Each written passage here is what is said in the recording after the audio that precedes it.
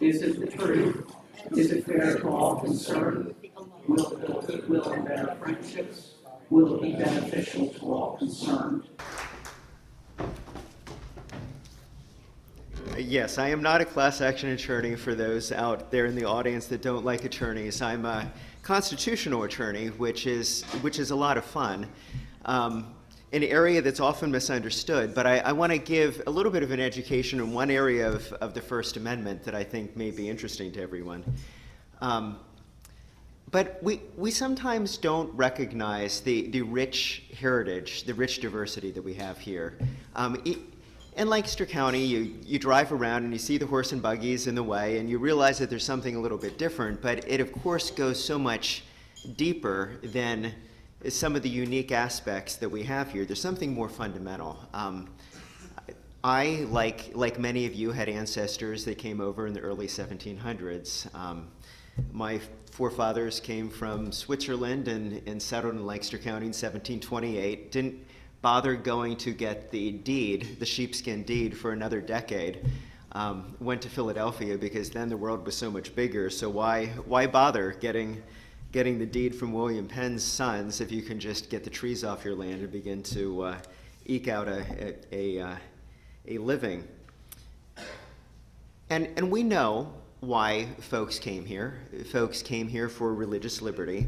And we kind of all smile at that and in a surfacey kind of way, recognizing that, yes, indeed, there's something very American when we talk about religious freedom. But I think for many of us, we look at that and think, yeah, but its real significance was in the time of men and muskets, not necessarily in the modern era. And it's a concept whose time has come and gone. But I want to submit to you that it's a concept that should matter to all of us, regardless of whether we're religious. Religious liberty does something to safeguard us against tyranny. But I'll save the explanation of religious liberty until a little bit later. I want to start out with a story in 2012. I was meeting with some of my favorite clients of all times. Norman Hahn started Conestoga Wood Specialties more than 50 years ago.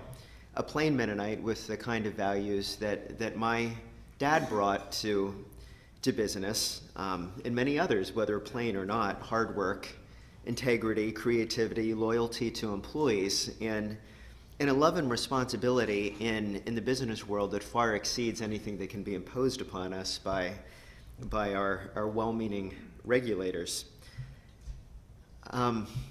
Norman was sitting there in the conference room with other family members, including Anthony, his son, who now runs the business, more than 1,000 employees. But they were concerned. They were concerned because of the Affordable Care Act. We continue to hear a lot about the Affordable Care Act, and there are problems in it that go far beyond the unfortunate name. A lot of good goals behind the Affordable Care Act. One of the things that was part of the act was adding preventative care coverage, which makes a lot of sense. We'd rather have people stay healthy from the get-go rather than spend the money fixing it later on and then have the quality of life diminished.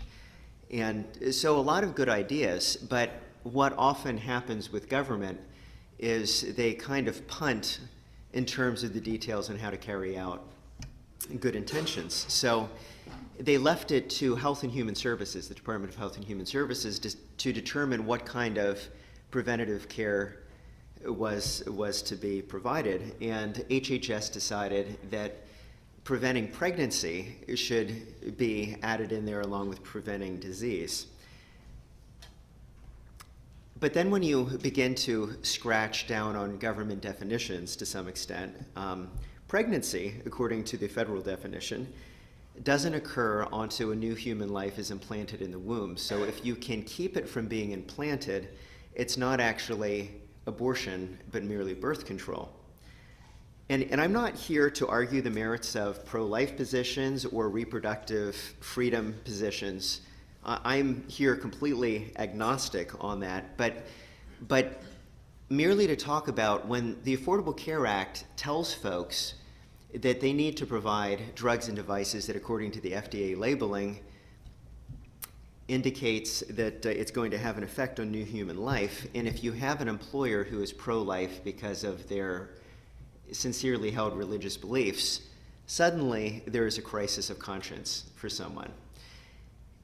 And typically in our country, we've avoided a lot of those issues. When I first heard about the mandate from Health and Human Services, I thought it was just going to be a couple bad media days out there. Somebody within the federal government would say whoops and change the policy. Because if the goal is to provide birth control to everybody free of charge, there are a lot of simpler ways to do that. But it seemed to be creating a problem that wasn't necessarily, it wasn't necessary to create this problem to begin with. Big problem for the Hahn family because of their religious beliefs. They're now being told they need to provide drugs and devices as part of their health care plan that violates their conscience. So I thought, okay, there's something that we can do about this. I had just read about a case called Hercules versus Obama. That wasn't the real name, but there was a company named Hercules that had brought suit against this mandate and had got a preliminary injunction based on the religious liberties of the owners. So I thought, hey, this should be a simple win, and I was quite wrong about that. So I should probably tell you a little bit more of the detail about what this mandate required. If you didn't provide this particular coverage, you would be fined $100 per an employee per day. So per day. So that makes it a little bit hard to sustain business at $100 per employee per day. So with 1,000 employees, that's $36 million a year. Kind of fine that's going to put most businesses, including Conestoga Wood Specialties, out of business very, very quickly. So it's not just a, hey, get along kind of thing. It's, if you don't do what we're telling you to do, we're going to shut you out of business in a matter of months. So we went to court, and I won a temporary injunction. So there are different kinds of injunctions you can get. There's the kind of injunction where you just run into court and say, Your Honor, we got a real problem here. We can go through the details later, but we need something that's just going to help us for the next 2 weeks until you have a chance to have a hearing and figure things out. So the judge gave us the temporary restraining order, and I have never, ever got a temporary restraining order without winning the case. So we went into the preliminary injunction hearing, and I awaited the judge's opinion. I wrote a press release talking about the win that I was expecting to be getting so that I could have it all ready for when the good news came down. And, there wasn't any good news. So I quickly appealed, an emergency appeal to the U.S. Court of Appeals for the Third Circuit, and again wrote a press release concerning the win and lost quickly. And so I stopped writing press releases. And so I took it on the slow boat appeal to the Third Circuit Court of Appeals, lost again, sought review by the entire panel of judges that sits in the Court of Appeals here in our region, and they denied that review. And so the only option left was the United States Supreme Court. And as an attorney, when I first started practicing law and described my frustration at being a lawyer to people, I described it as angry people suing other angry people. And everybody wanted to take their case to the Supreme Court. This is the first time that I actually sought review by the U.S. Supreme Court, and this was the time that I had a client saying, oh, great, we don't really want to go to the Supreme Court. Now in the news we're going to have this Mennonite family going to the Supreme Court. And I actually appreciated that sentiment where they didn't really have an interest in making a point as much as just trying to do what they could to protect their religious liberty and others in this country, not just on this issue, but on other issues. And so what was the problem? Why do we keep losing? Well, the courts kept telling us that that business owners don't have any religious liberty in the way that they run their business. If you're going to incorporate and run a business, then all of that gets thrown out the window. And there are some problems with that. One, you don't throw out your constitutional rights for other issues when you run a business. You maintain your freedom of speech, for instance, even as you run your business. But the other problem, of course, is that businesses aren't just these machines that run on their own. There are real people who run the businesses. And so regardless of what their religious beliefs are, or no religious beliefs at all, to tell people that they need to violate their most sincerely held convictions and have no recourse gets to be a real problem. And that was the problem. That was the big problem. Religious business owners can't maintain their religious liberty. And as I talked to reporters, by and large, the reporters agreed with that sentiment. Well, if you're going to be in business. But then I explained to them, it doesn't matter whether you're religious. It doesn't matter whether you're pro-life, like the Hahn family. This matters to all of us because if government can force people to violate their most deeply held convictions, then we're all in trouble because there isn't that firewall against governmental tyranny in our lives. We all want freedom, and that's kind of where the rubber meets the road. So we should care about what happens to the Hahns or others, even if we disagree with them, because it's somewhat like freedom of speech. I've represented a lot of speakers through the years, and sometimes to great frustration. There was one group of folks down in Louisiana who were holding up signs along the highway, and they ended up getting arrested for standing within a certain number of feet of the intersection.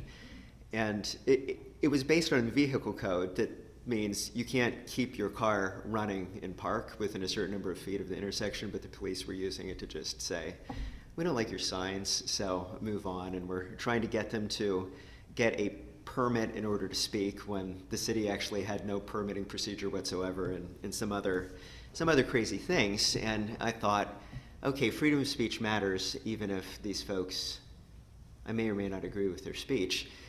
You know, one of those crazy cases that you hate to get the calls from opposing counsel saying, hey, your clients who just got the injunction are now standing on top of a bus, shouting with a megaphone. Like, okay, hand the phone to them and I'll tell them to quiet down. But so we don't always like other people exercising constitutional rights because we may disagree with them. Problem is, it cuts both ways, and that's true with freedom of speech as well. And so I'd like to take you back a few hundred years to European history and then to colonial history to explain kind of why we have this first liberty that's talked about in our Constitution, the free exercise of religion, and why it really should matter to us. So back in Europe, if you happen to have a dissenting belief and wanted to live a different way from what the majority were living, well, you're basically a heretic. And so you would meet any kind of punishment, from death or torture to you just can't own land, which was a real problem for Mennonites, my forefathers, who needed to travel around various places in Europe, often couldn't own land, which was the primary means of income. And it just made me think about the parallels. If the government can basically force certain people out of certain businesses because of their religious beliefs, then we're approaching some of the historical markers that we had in the past of government tyranny. It wasn't really a lot different though in colonial America, in most colonies. In most colonies, it was the same sort of thing. If you don't believe what the majority believes, sorry, just get out of here. And Pennsylvania was different. There was a great degree of religious toleration, and it was because of William Penn, who himself ended up receiving a lot of intolerance back in England. He was a Quaker in an Anglican world, and that was a problem. And it wasn't a problem just for religious reasons, it was a problem for societal reasons. He refused to take off his hat in public to honor authorities. and you think, not really a big deal, what's the big deal? But if you wrap your mind around the society of that age, it would be akin to dissenting in a very significant way, so that it's not just so much a religious exercise as it is thumbing your nose at the government order. And so that becomes a problem for trying to maintain that government order. So knowing that he needed to go into court, and knowing that when the judge came into court, he would have to take his hat off, he decided just not to wear a hat. So those who are religious minorities often find very creative ways to not cause problems. But when somebody else sticks a hat on your head right before the judge comes in, and then you can't take the hat off your head, you end up in jail in contempt of court. And so that kind of thing would happen to him a lot. And when he came to America, he talked a lot about freedom of religion. And he was one of the first thinkers to spend a lot of time talking about that, because it wasn't just that issue. It was also things like swearing an oath in court, something that Quakers and Mennonites couldn't do. And then, if you end up getting sued, you can't defend yourself because you can't put on evidence, because you can't be sworn in to testify. So it would cause all kinds of problems to the Quakers and you Mennonites, and you'd say, well, why didn't they just, change the law? What was the big deal? Well, the big deal was you really want people to tell the truth, and in that era, they thought the best way to get people to tell the truth was to make them think about Almighty God and what they were going to have to report to him on that last great day. And so we may say, again, I don't quite get it. Understand how it fit within the social order of the time and how upsetting that was. Or conscientious objection to military service, something we take for granted, but not something to be taken for granted in the colonial period, because it really did have an effect on other people, right? So if I'm the Mennonite or the Quaker who says I can't take up arms, somebody else needs to fill the ranks. It's not as if my own religious beliefs don't have an effect on other people. But that hostility turned from the time of the early colonies to the time of the Constitutional Convention, and even before that, at the time of the Revolution. So when the Continental Congress was calling people to take up arms, they made it very clear at that time, for those of you who can't take up arms because of your religious belief, help your countrymen in the way that you can, which was really open-minded for that time period, but smart too. So instead of making enemies of people who can be helpful, let's work together in the diverse ways that we can. So they didn't end up punishing those people who couldn't serve. They figured out how to work together with the people who had different beliefs. Diversity, figuring out how to live with diversity. By the time we got to the Constitutional Convention, we had a lot of great thinkers who had studied religious liberty. Madison, who penned the First Amendment, oftentimes called free exercise of religion. He also called it rights of conscience, and he used that interchangeably. In fact, some of the early versions of the First Amendment used the different language. Nobody took notes to the degree necessary to know why they landed on the language that they landed on, but at least for Madison, it was a fairly interchangeable idea. When Madison wrote about this in other contexts, he did explain what he meant. He said, people, for no fault of their own, are obliged to follow two sovereigns, the sovereign of civil government and the sovereign who's the God of the universe. And if those two disagree, you got people in a really hard spot. Should we force them to do something that they can't do? And his view was, no, that's at the core of American liberty. So the problem with this in modernity, though, I think is so much of how we look at what religious liberty is. And for many, we look at religious liberty and we say, I think it's just some religious people trying to make an excuse for not getting along with the program. And then we'll look at whatever government mandate is out there and say, I agree with the government mandate. I think those guys are jerks, and why can't everybody just get along with the program? Which I understand how we get there, but it misses something really helpful for all of us, because we may or may not agree with whatever the current government program and mandate is out there, but the funny thing in America is we have elections, and the shoe always seems to end up at some point on the other foot. And do we want to take away the ability for all of us to be able to live in freedom? And then what do we do with those folks who really can't get along with the program? This isn't an issue of do we just force them to do it or not. These are people who aren't going to be forced, because if this is their most deeply held convictions, what are they going to do? Now, there are extremes, and we certainly don't want to just say, well, because of your free exercise of religion, because you're running this cult, you can now prey on children or that kind of thing. I mean, there are clear limitations that we've got in our law and in the legal constructs that we have that I won't bore you with, but know that they're there. But what do we do? What do we do with those that we disagree with? Well, I'll go back to the story again. How did the case turn out? So we had oral arguments in March of 2014, and we explained to the court that this issue was burdening the liberty, the religious liberty of my clients. And there were some justices in the court who were saying, well, we don't really see what the burden is, because, you could just cancel the health insurance altogether. Instead of paying $100 per employee per day, you'd only have to pay $2,000 per employee per year. So what, a $2 million fine rather than a $36 million fine. And one of the justices reasoned that that's a lot less expensive than paying for health insurance.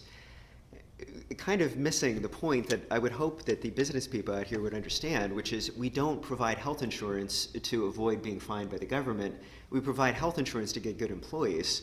And so if you're not providing the health insurance that your competitors are providing in the workforce, then you're going to have to pay to have your employees get their own insurance, but you won't have the tax benefit of being able to give it to them with pre-tax dollars. And so you're going to be paying the fine and then paying extra so that they can pay for the insurance with post-tax dollars. But sometimes not all of our judges have owned businesses in the past, so they haven't thought through some of those details. But a majority of the court understood what was at stake. And so in June of 2014, it concluded that corporations do have religious liberty because the owners of those corporations have religious liberty. And this was a case that was combined with the Hobby Lobby case. We both filed for cert the same day. The government had lost in Hobby Lobby in the 10th Circuit, so they filed for cert the same day we filed for cert before the Supreme Court, and the Supreme Court, to our surprise, granted both. It's known as the Hobby Lobby case, but I will brag that Alito talked about our clients first, and I think it's significant that they talked about the Hans from Lancaster County first. So many of our really good religious liberty cases aren't dealing with people who are part of the religious mainstream. And a lot of the really good religious liberty cases actually dealt with Amish and Mennonites, believe it or not. And I think one of the reasons that's significant is because there is a tendency for many of us in modernity to think that when somebody's seeking a religious exception to something, that they're really just being ridiculous, trying to get special treatment because of their religion.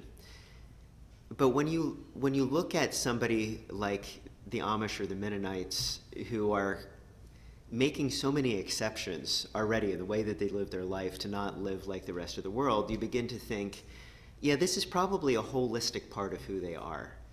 And so I think it was helpful for the court to be able to see that Yeah, this is a group of people who are making all kinds of business choices that are often adverse to their profitability because they're trying to maintain fidelity to their religious belief in all kinds of other areas. So the court ruled in our favor. What does that mean for the future of religious liberty? Well, it bodes well that in the modern era, the court is reiterating the importance of religious liberty, but I don't think we're out of the woods because, again, there can be a lot of hostility to the merits of what people are often asking for when they're raising their religious liberties. And it seems to be an issue that we need to rediscover every generation. One of my favorite court cases deals with this issue. The Jehovah's Witnesses have often got into problems because of not saluting the flag. And in wartime, that makes people a whole lot more upset. So, fighting World War II, there was a case where a refusal to salute the flag made it all the way up to the Supreme Court, and the Supreme Court said, basically, that the interest in national security and patriotism was more important than religious liberties of the Jehovah's Witnesses. What happened as a result of that was many Jehovah's Witnesses churches were burnt, there were riots, people were badly and maliciously maimed, beaten, tortured because they were Jehovah's Witnesses. And I think the court recognized what was going on. So they ended up soon thereafter, took another Jehovah's Witness refusal to salute the flag in school case. It looked almost identical. But this time, they said, no, we should have the liberty to be able to say no, even in a time when patriotism is important. And I want to read this to you from the court because I think the applicability of what the court said back in the 1940s is timeless, and it helps us to understand the parameters that we need for liberty to be able to flourish. Struggles to coerce uniformity of sentiment in support of some end thought essential to the time and country have been waged by many good as well as evil men. Nationalism is a relatively recent phenomenon, but at other times and places the ends have been racial or territorial, support of a dynasty or regime, and particular plans for saving souls. As first and moderate methods to attain unity have failed, those bent on its accomplishment must resort to an ever-increasing severity. As governmental pressure toward unity becomes greater, so strife becomes more bitter as to whose unity it should be. Ultimate futility of such attempts to compel coherence is the lesson of every such effort, from the Roman drive to stamp out Christianity as a disturber of its pagan unity, the Inquisition as a means for religious and dynastic unity, the Siberian exiles as a means to Russian unity, down to the then fast-failing efforts of our present totalitarian enemies. Those who began coercive elimination of dissent soon find themselves exterminating dissenters. Compulsory unification of opinion achieves only unanimity of the graveyard. We apply the limitations of the Constitution with no fear that freedom to be intellectually and spiritually diverse, or even contrary, will disintegrate the social order. We can have intellectual individualism and the rich cultural diversities that we owe to exceptional minds only at the price of occasional eccentricity and abnormal attitudes, when they're so harmless to others or to the state as those we deal with here, the flag salute. The price is not too great, but freedom to differ is not limited to things that don't matter much. That would be a mere shadow of freedom. The test of its substance is the right to differ as to things that touch the heart of the existing order. If there's any fixed star in our constitutional constellation, it's this, that no official, high or petty, shall prescribe what shall be orthodox in politics, nationalism, religion, or other matters of opinion, or force citizens to confess by word or act their faith therein. That's the same struggle of our modern era. That's the same thing. The issues that we talk about now in our striving for unity sometimes get in the way of freedom. And as the court put it, sometimes it's abnormal attitudes, sometimes it's eccentricity, but isn't our freedom of greater value than that? So unfortunately, this seems to be a lesson that's needed to be learned by every generation. I'm hopeful that our generation and the generation of my children will learn this as well. But our recent tendency, again, to view religious liberty negatively typically assumes that the government acts with wonderful motives and that all reasonable people should agree with those motives. But sometimes we see that again, political winds change and things aren't always as they seem to be. So when Trump was the president-elect and we were moving up to the time of the inauguration, there were some dress designers who made some really interesting statements. They said, "We cannot in good conscience design a dress for the new First Lady because we disagree with the politics of the president-elect." And again, this isn't whether we agree with Trump or disagree with Trump. The issue is, would we force those dress designers to do something that violated their conscience? No, I don't think we would, and I don't think we should, because people should be free to use their energies and their talents in ways that further the ends that they agree with, not the ends that they disagree with. We may think it's silly that they made those statements, or we may agree with them wholeheartedly, but we should all agree that they should have that freedom. And so we see that there are these times where government does some things that we may very much disagree with, like this goes back a couple of decades, but I really like this example. A high school in Memphis that wouldn't let pacifists graduate because of non-compliance with ROTC requirements. You just think, yeah, but what about religious liberty? And sometimes because a lot of the religious liberty issues that have been brought over the last 8 years have been by conservatives, we think, religious liberty is a bad thing, and then we forget the history of religious liberty to protect the Buddhists and the Sikhs and the Muslims and others. And there are a million hypotheticals that I can come up with that cut both directions ideologically. We can protect against this parade of horribles, but I think we all do better, whether we're on the right or whether we're on the left, if we maintain those constitutional principles like freedom of speech. And I guess what I'm trying to submit is that freedom of religion is a lot like freedom of speech. If our freedoms travel together, and if we end up losing some of those, we lose that firewall against tyranny that's so helpful to our ability to be able to live together in unity. So with that, I've got some time for questions.